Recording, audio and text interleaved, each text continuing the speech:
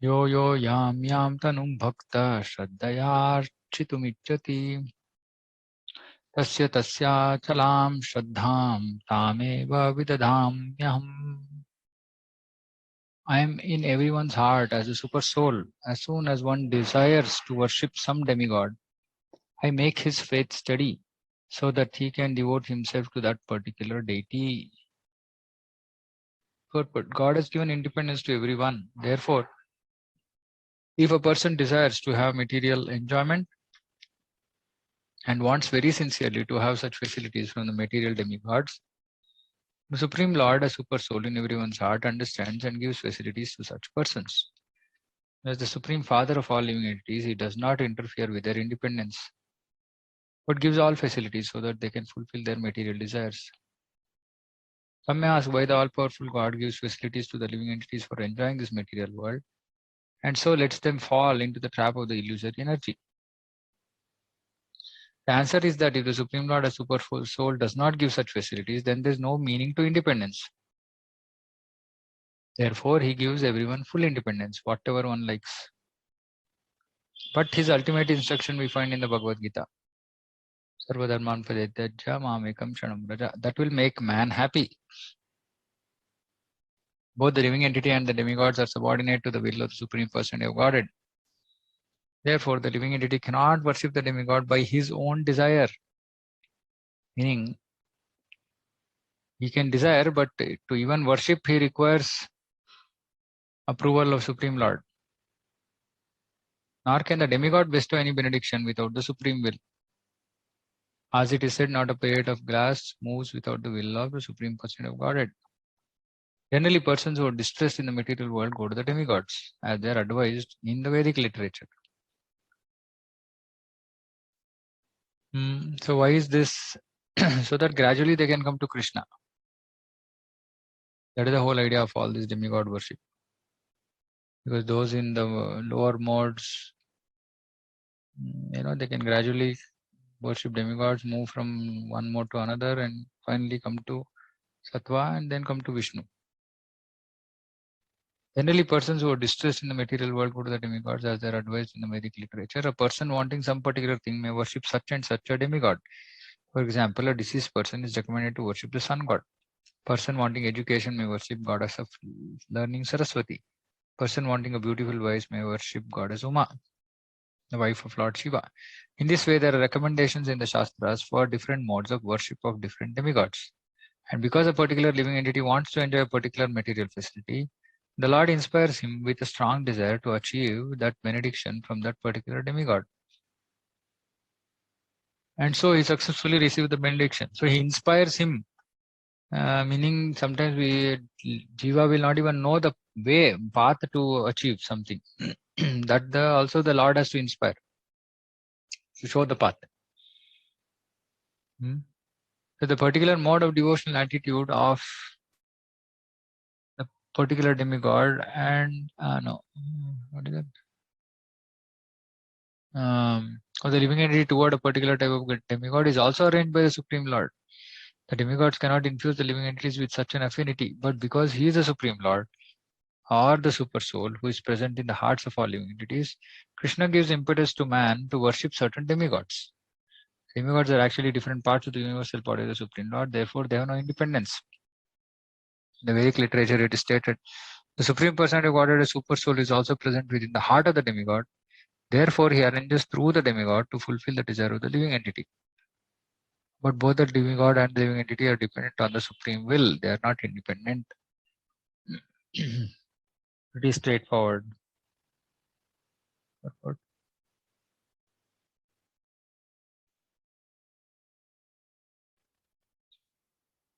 7.22. Sataya Shraddhaya Yuktastasyaradhanam ihate labate cha tatah kaman mayaiva vihitani tan. Endowed with such a faith, he endeavors to worship a particular demigod and obtains his desires. But in actually, these benefits are bestowed by me alone. The demigods cannot award benedictions to the devotees without the permission of the Supreme Lord. The living entity must forget that everything is the property of the Supreme Lord. But the demigods do not forget. Living entity may forget that everything is the property of the Supreme Lord, but the demigods do not forget. So the worship of demigods and achievement of desired results are due not to the demigods, but to the Supreme Personality of Godhead by arrangement. The less intelligent living entity does not know this, and therefore he foolishly goes to the demigods for some benefit. But the pure devotee, when in need of something, prays only to the Supreme Lord. Asking for material benefit, however, is not a sign of a pure devotee. A living entity goes to the demigods usually because he is mad to fulfill his lust. This happens when something undue is desired by the living entity and the Lord himself does not fulfill the desire. Undue means not something that the Lord would approve and give. In the Chaitanya Charitamrita, it is said that one who worships the Supreme Lord and at the same time desires material enjoyment is contradictory in his desires. So this is one which is undue. Devotional service to the Supreme Lord and the worship of a demigod cannot be on the same platform. Literally also. So for example, somebody has demigod in their altar, it cannot be on the same altar. Because worship of a demigod is material and devotional service to the Supreme Lord is completely spiritual. For the living entity who desires to return to Godhead, material desires are impediments. This we understand. The pure devotee of the Lord is therefore not awarded the material benefits desired by less intelligent living entities. The pure devotee is not awarded material benefits desired. So these less intelligent living entities therefore prefer to worship demigods of the material world rather than engage in devotional service of the Supreme Lord.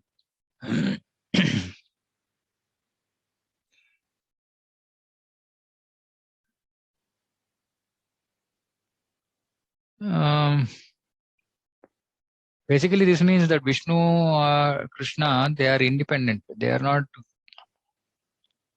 forced by any rules. Demigods are forced by rules. Like, okay, if somebody worships like this, you have to give this. Something does this, you have to give this. But Vishnu or Krishna, they always want our welfare.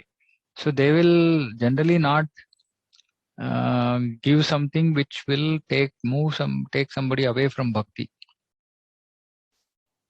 In fact, many times he does things like, for example, Balaji.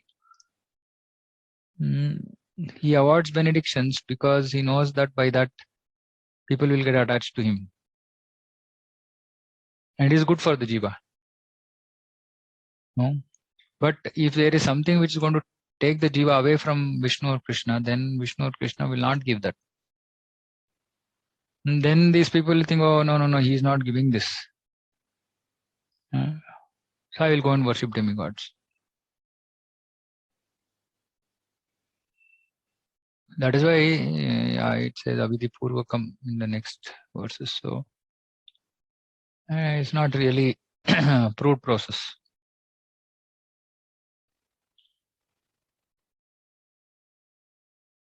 Okay. 1.23 Antavattu phalam tesham tadbhavatyalpamedasam devan devayajo yanti madbhakta yanti mamapi. Men of small intelligence worship the demigods and their fruits are limited and temporary. Those who worship the demigods go to the planets of demigods, but my devotees ultimately reach my supreme planet. Some commentators on the Bhagavad Gita say that one who worships a demigod can reach the Supreme Lord. But here it is clearly stated that the worshippers of demigods go to the different planetary systems where various demigods are situated. Just as a worshipper of the sun achieves the sun, or a worshipper of the demigod of the moon achieves the moon. Similarly, if anyone wants to worship a demigod like Indra, he can attain that particular god's planet.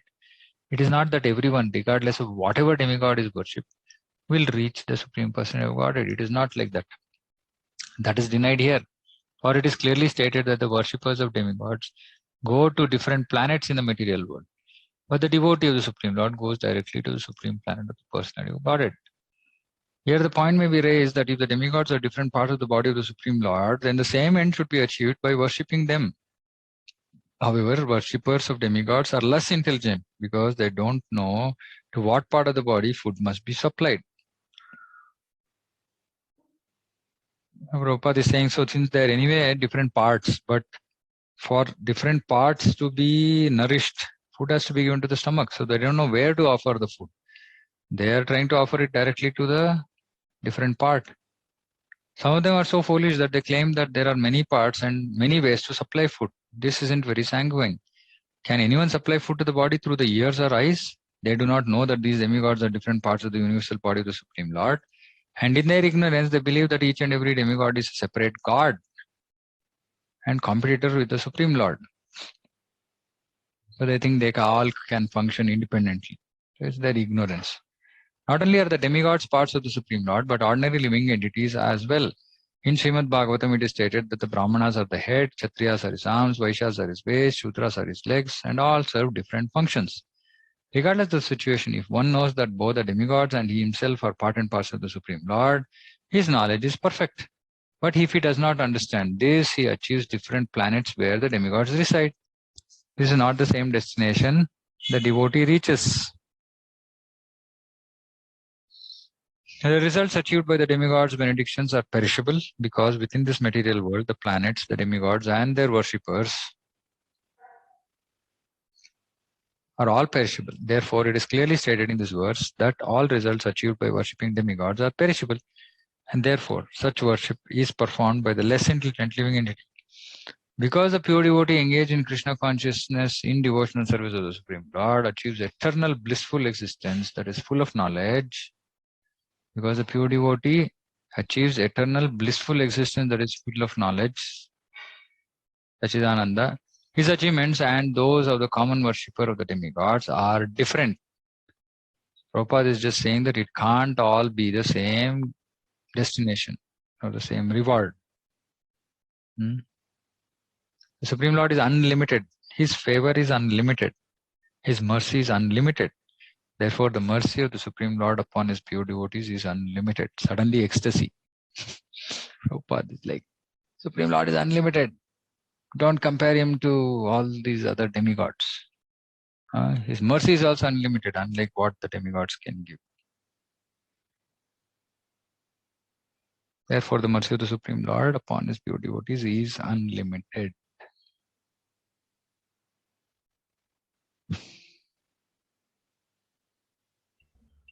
Hare Krishna Prabhu, I have one question. Ah. Whenever we say that eternal blissful, then there is also full of knowledge, right? So what is the relationship between knowledge which seeks to bliss? So bliss is a feeling, right? And knowledge is like a jnana. So, I mean, many times Prabhupada used this, right? So what is the exact... Satchitananda. So eternality, then you should have knowledge. What is knowledge? Knowledge is that I am part and parcel of Krishna. Krishna is the Supreme Lord, and that I have to be engaged in his service. This is the complete knowledge. So when this knowledge is there, then what will you do? You will engage in the service of Krishna. And then whatever you achieve is the real bliss. Without this knowledge, one might think that he is achieving some bliss, but he might be aspiring for it in the wrong place. Right? So spiritual world is full of knowledge, because even a tree knows that he is part and parcel of Krishna and that he has to, and his whole existence is to serve Krishna. So they are in full knowledge. Because they are in full knowledge and because they are eternal, they are eternally blissful. Okay. And without them being in knowledge, if they get covered by ignorance, then they will fall like us. Right? So only those who are in knowledge engage in the service of the Lord, and they remain blissful. Yeah. So even the eternal Baddha Jeeves, right, who are there in this material world, our knowledge is also covered, right? So we are trying to recover that knowledge which is already full, or even our knowledge is incomplete and No, knowledge is full, because Atma is Satchidananda. So the knowledge of the soul is complete, but it is covered by avidya, ignorance.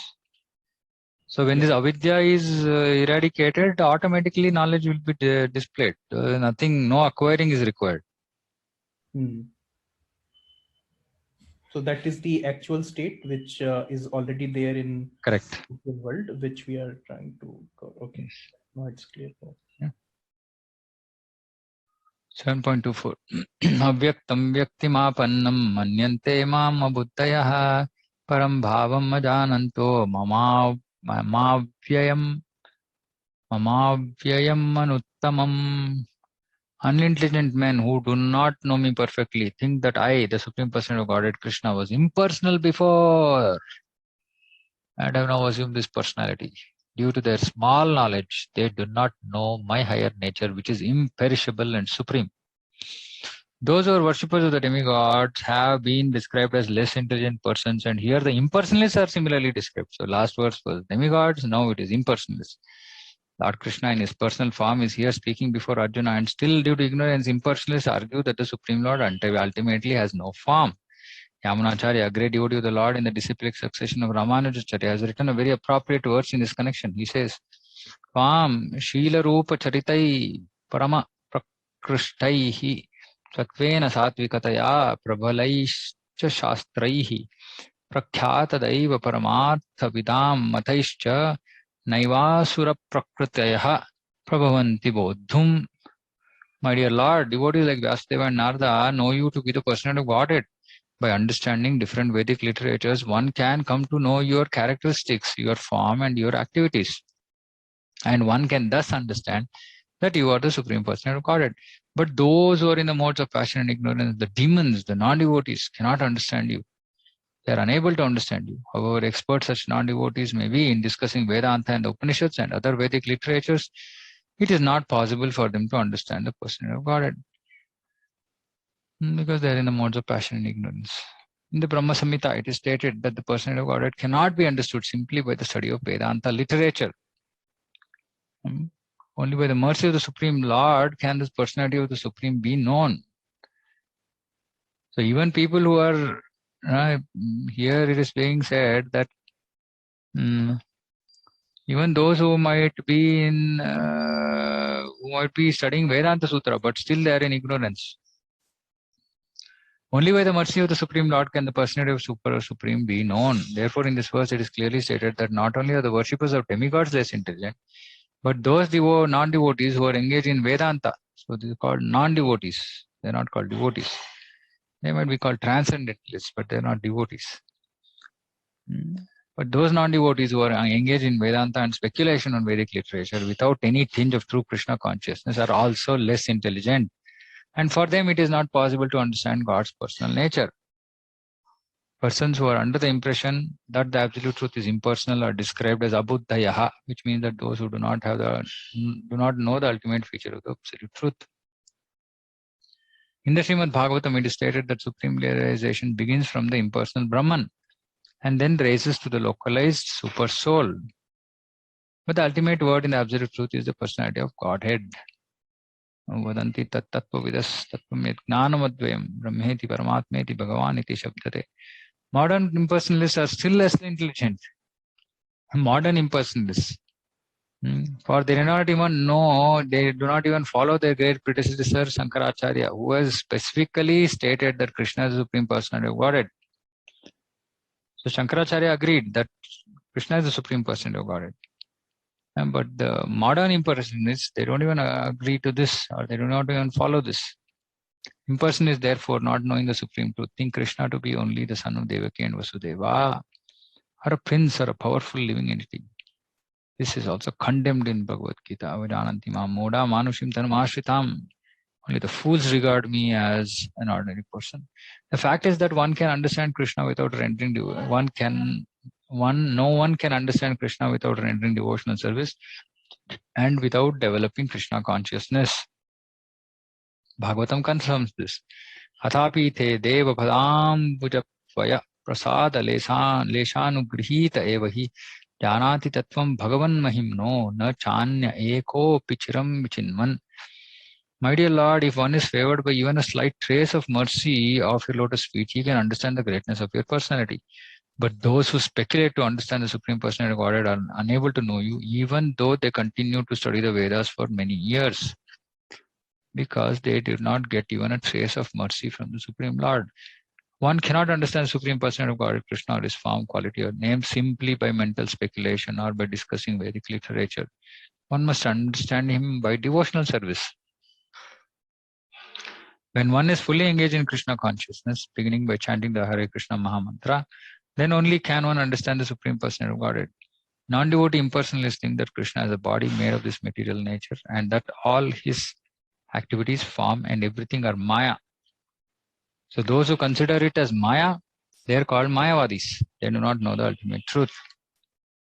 So the impersonalists may not be Mayavadis. Impersonalists just think that that is the supreme form of the Lord. But these think that not only think that it is supreme, they also think that Krishna is a body which is made of material nature. So they are Mayavadis. The 20th verse clearly states, Kama isthaistayar hitagnana prapadyante anya devataha. Those who are blinded by lusty desires surrender unto the different demigods. It is accepted that besides the Supreme Personality of Godhead, there are demigods who have their different planets, and the Lord also has a planet. As stated in the 23rd verse, Devan Devayajo Yanti Madbhakta Yanti Mamapi. The worshippers of the demigods go to the different planets of the demigods, and those who are devotees of Lord Krishna go to Krishna Loka. Although this is clearly stated, the foolish impersonalists still maintain that the Lord is formless and that these forms are impositions. From the study of the Gita, does it appear that the demigods and their abodes are impersonal? Clearly, neither the demigods nor Krishna, Supreme Personality of Godhead, are impersonal. They're all persons. Lord Krishna is the Supreme Personality of Godhead, and he has his own planet, and the demigods have theirs. Therefore, the monistic contention that ultimate truth is formless and that the form is imposed does not hold true. It is clearly stated here that it is not imposed. From the Bhagavad Gita, we can clearly understand the forms of the demigods and the form of the Supreme Lord are simultaneously existing, and that Lord Krishna is Satchidananda. The Vedic literature confirms that the Supreme Absolute Truth is knowledge and blissful pleasure, Vijnanam Ananda Brahma, Anandam Brahma, and that he is reservoir of unlimited auspicious qualities, Ananta Kalyana Gunatmakosav. And in the Gita, the Lord says that although he is Aja, he still appears. Ajopisan, Avyatma, Bhutanam, Ishwaropisan. These are the facts that we should understand from the Bhagavad Gita. We cannot understand how the Supreme Personality of Godhead can be impersonal. We cannot understand, Prabhupada is saying. The imposition theory of the impersonalist monist is false as far as the statements of Gita are concerned. It is clear herein that the Supreme Absolute Truth, Lord Krishna, has both form and personality. Beautiful logic. Long purport, but be clear, I think. So one is simply by studying Vedanta, one cannot understand Krishna. He has to have some tinge of bhakti, some surrender to Krishna. Otherwise, he won't get mercy of Krishna. So he can't understand.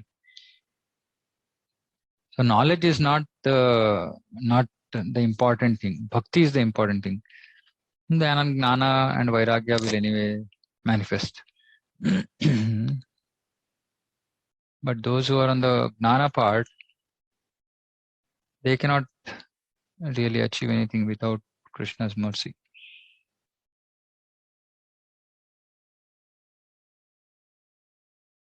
And Prabhupada is clearly saying difference between modern impersonalists and impersonalists of the time of Shankaracharya, then impersonalists and Mayavadis.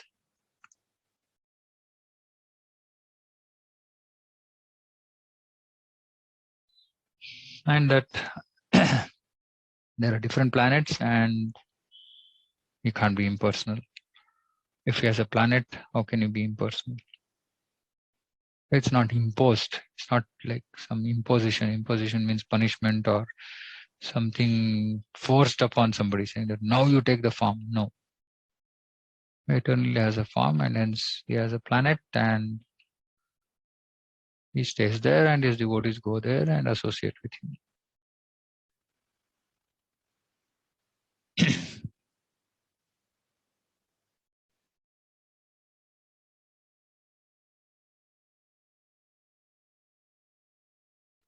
Okay, we'll finish this. Nam prakasha sarvasya yogamaya samavritah Modo yamna vidanati kum mam ajamabhyayam. I am never manifest to the foolish and unintelligent. For them, I am covered by my internal potency, and therefore they do not know that I am unborn and infallible. It may be argued that since Krishna was visible to everyone when he was present on earth, how can it be said that he is not manifest to everyone? But actually, he was not manifest to everyone. When Krishna was present, there were only a few who could understand him to be the personality of Godhead. In the assembly of Kurus, when Shishupala spoke against Krishna's being elected president of the assembly, Bhishma supported him, as in Krishna, and proclaimed him to be the supreme God. Similarly, the Pandavas and few others knew that he was the supreme. But not everyone. He was not revealed to the non-devotees and the common man. Therefore, in the Bhagavad Gita, Krishna says that, but for his pure devotees, all men consider him to be like themselves.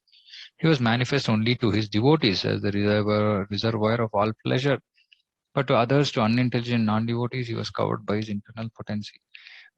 Amazing, huh? Like Krishna is present, but nobody can understand that he is the Supreme Lord. Krishna can do that. In the prayers of Kunti in Srimad Bhagavatam, it is said that the Lord is covered by curtain of Yoga Maya, Javanika Channam, and thus ordinary people cannot understand him. This Yoga Maya curtain is also confirmed in the Ishopanishad. Hiranmayena patrena satyasyapi hitamukam tattvam pushana bhavrano satya dharmaya drishtaye. O my Lord, you are the maintainer of the entire universe, and devotion service to you is the highest religious principle. Therefore, I pray that you will always maintain me. Your transcendental form is covered by the Yoga Maya. The Brahma Jyoti is covering the internal potency. May you kindly remove this glowing effulgence that impedes my seeing your Satchidananda Vigraha. The Supreme Personality of Godhead in his transcendental form of bliss and knowledge is covered by the internal potency of the Brahma Jyoti, and the less intelligent personalities cannot see the Supreme on this account. Also in the Srimad Bhagavatam, there is this prayer by Brahma. O Supreme Personality of Godhead, O Super Soul, O Master of all mystery, who can calculate your potency and pastimes in this world? You are always expanding your internal potency, and therefore no one can understand you. Learned scientists and scholars can examine the atomic constitution of the material world or even the planets, but still they are unable to calculate your energy and potency, although you are present before them. The Supreme Personality of Godhead, Lord Krishna, is not only unborn, but also avyaya, inexhaustible. His eternal form is bliss and knowledge, and his energies are all inexhaustible.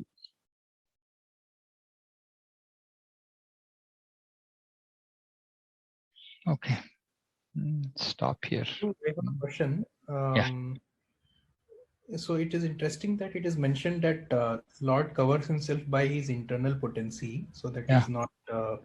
So why Lord has to rely on his internal potency to cover himself? Like even the external potency of the Lord is quite powerful, right? Like Mahamaya. So why to rely on internal potency? So I think in some places in Bhagavatam it is mentioned that Lord used internal potency to cover his identity from Mother Yashoda and other people, right, who are close associates of him.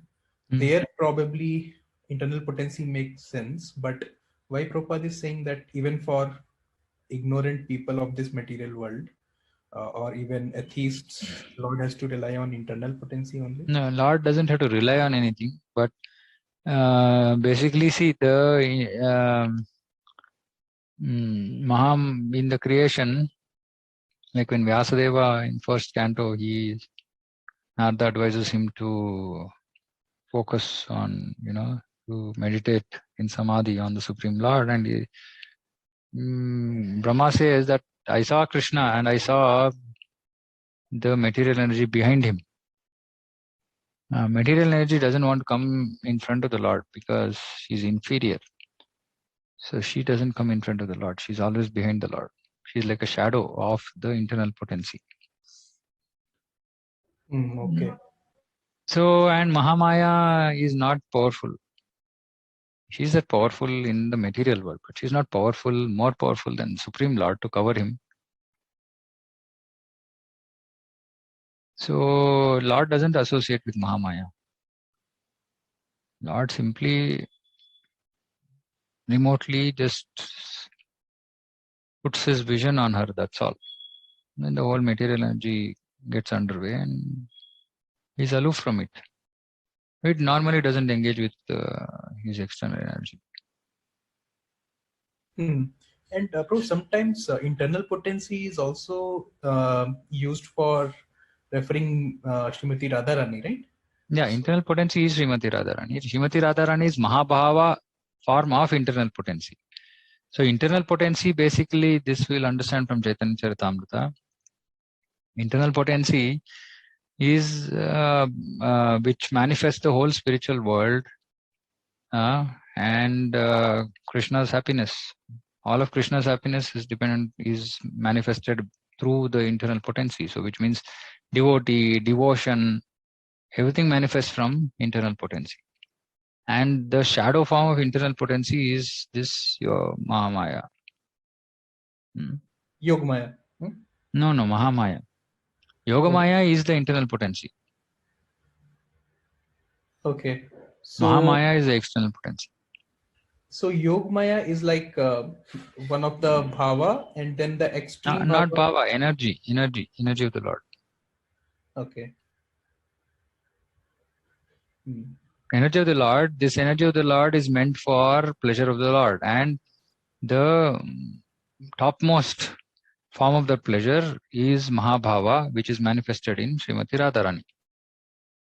Okay.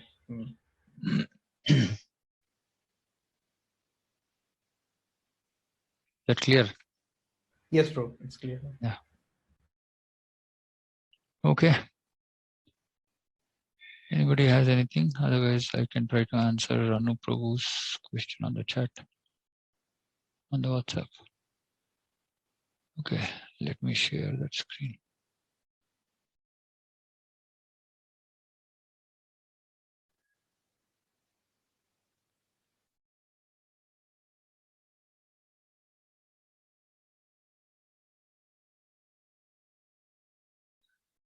Okay, my Guru Maharaj used to say that for one who is not engaged in devotional service, reading all the books is simply like licking the outside of the honey jar. This is because he is a jnani.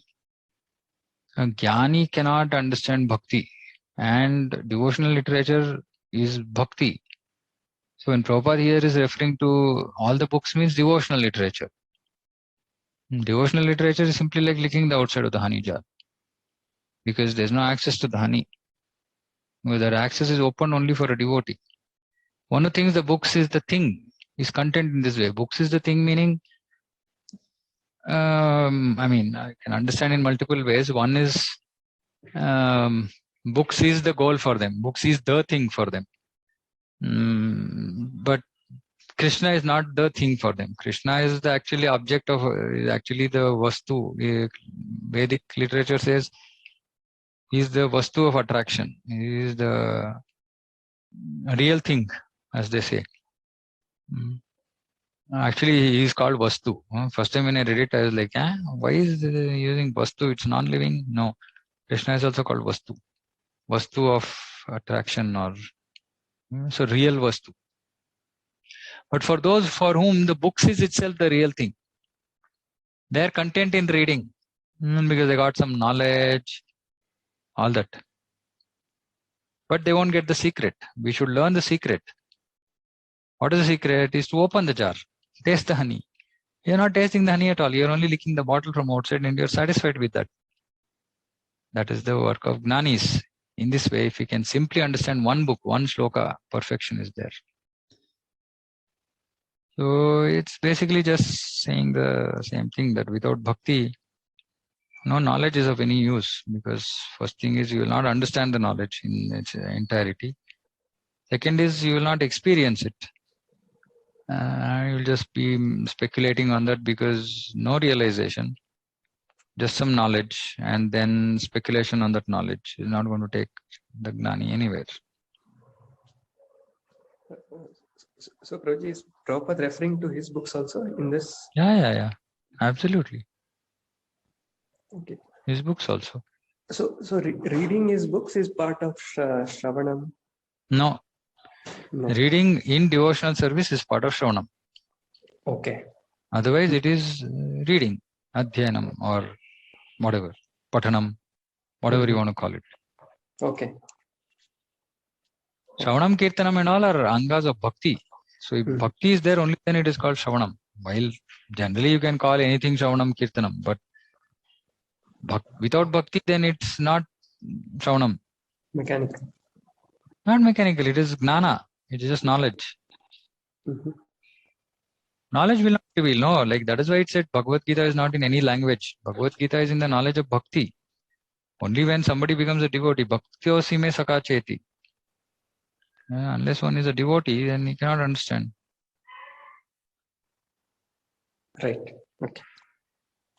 Bro, if, the Ananda is analogous to the realization factor, because otherwise it is just knowledge, but not Ananda unless you are realizing that. Knowledge is also realized. Okay. Knowledge also is realized in the sense that if we say, when we say we are part and parcel of Krishna, that is just theoretical knowledge now. But that knowledge is not going to help unless we come to the platform of realization. As in, that knowledge is not going to help, as in, it has to bring us to the platform of realization. How it will bring us to the platform of realization? By this knowledge, we should engage in bhakti. Then we will come to the platform of realizing that, yes, I am part and parcel of Krishna. In the spiritual world, Gnana, Vijnana is all together. It is not separate. Bhagavad Gita also is Gnanam, Vijnanam Saitam. So, perfection means Gnana and Vijnana are together. Only in the initial stage, Gnana and Vijnana are separate because we got knowledge but we have not realized it. It will take time for us to realize. But when we reach the stage of realization, Gnana and Vijnana both are present together. Yeah.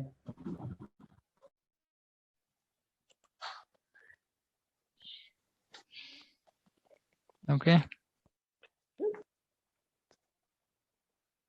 Any other questions? This chapter is a bit technical.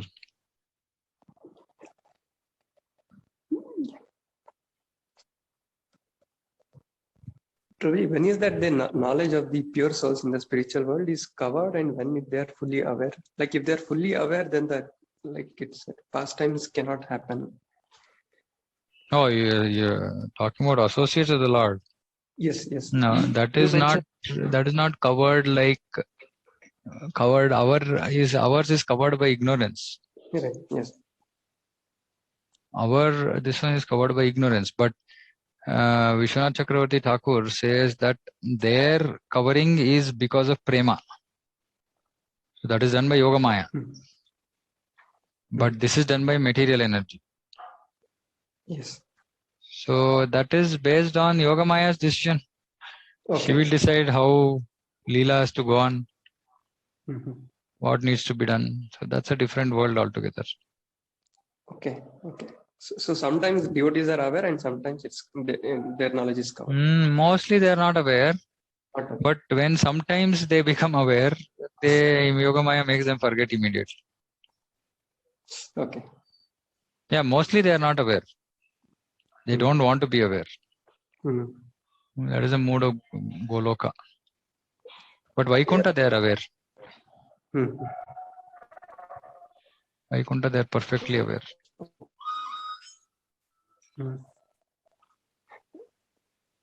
There are pairs of Vrajavasis also where they are glorifying Krishna as the Supreme Lord. So that we have to understand. So in this all these mostly gopis prayers, there are gopis who have already achieved perfection. There are gopis who are in what is that called in training, probation. So they have not achieved full perfection. So some of these gnana aspects that are mentioned are not talked about by the Nitya Siddha gopis. They are mentioned by the sadhana siddhas who are still on the path. So they have knowledge. So as soon as they see the Supreme Lord, they can't control themselves. They want to glorify the Supreme Lord's knowledge. Then once they get completely purified, they're like, okay, who cares? Okay. Yeah, so some of these things it might take us some time. Prabhupada has not completely revealed these details, so we have to read previous acharyas to understand. Yes. So if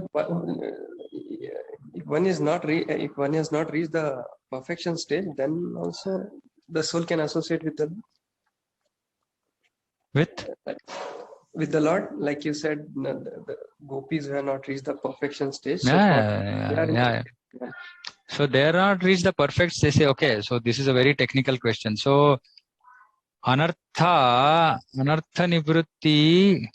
Okay, so you have to read a book called Madhurya Kadambini, okay, which is actually absolutely approved, and everybody has to, every devotee of ISKCON should read Madhurya Kadambini. 2 translations, I think, one by our Baba. Who is our Baba? Who is in Vrindavan? Ayo. Dinabandhu Prabhu. And there's one more translation, I can't remember, by somebody else. So basically, okay, so it's a very deep subject. So what it says is that every okay, there are different types of anarthas. Okay, there are anarthas because of bhakti, there are anarthas because of previous punya, there are anarthas because of previous papa, then there are anarthas because of aparadhas. So different of these things actually get eradicated, eliminated, and there are 5 stages actually. There are 4 stages. The last stage is complete eradication such that it doesn't reoccur. That happens only in prema. Now, those who have not yet reached prema, they are still, even if they have come to bhava, they are given an opportunity to participate in the pastimes to achieve that perfection of prema. So till there, some of these things may linger, but when they achieve prema, all of it will vanish. So that is why I see this bhakti rasa is like a very deep subject. We are just like scratching the surface right now. There are a lot of things to be understood. So now the different stages of bhakti itself has to be very nicely understood. But first we have to cross anartha nivrutti. Unfortunately, we are stuck there. So, but yeah, I mean, it's good to know if you can read Madhurya Kadambini. Not everything might be clear, but yeah, some things will vaguely we will start to understand. Yes, so before one is transferred to the spiritual world, one is transferred to the spiritual world when one is perfect. Before that perfection, he has to go through probation. In that probationary stage, he might not be fully perfect. And then he achieves complete purification there. While almost purification is there, but like, for example, like this, still recognizing the Supreme Lord's supreme position. These things will only go when Krishna Prema happens. Okay. So that recognizing the supreme position of the Lord is a contamination in pure yeah. Not pure devotional service. In Goloka Vrindavan. Pure devotional service, Vaidhi Bhakti, it's absolutely approved. It's absolutely required in Bhakti. But in Raganuga, if one remembers the supreme position of the Lord, then he cannot be in Raganuga, no? Because how will he love the Lord as friend, son, lover? Oh, Supreme Lord, Hare Baba, Namaskar Karo. Can't be any rasa in Goloka. Yeah. So Goloka Vrindavan, have to forget that Krishna is the Supreme Lord. Right.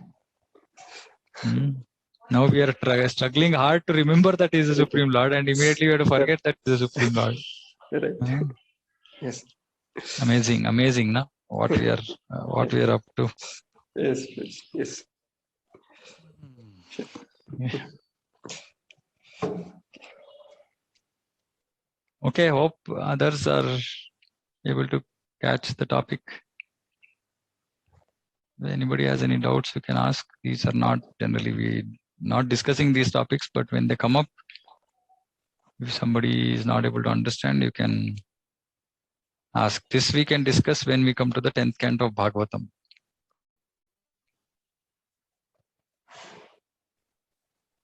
Yeah. Anybody? Anything? All okay? Okay. Fine then. Vancha kalpatarubhyascha kripa sindhubhyo cha patitanam pavanebhyo vaishnavebhyo namo namaha. Samveta gaura bhaktarvrinda ki jai. Hare Krishna.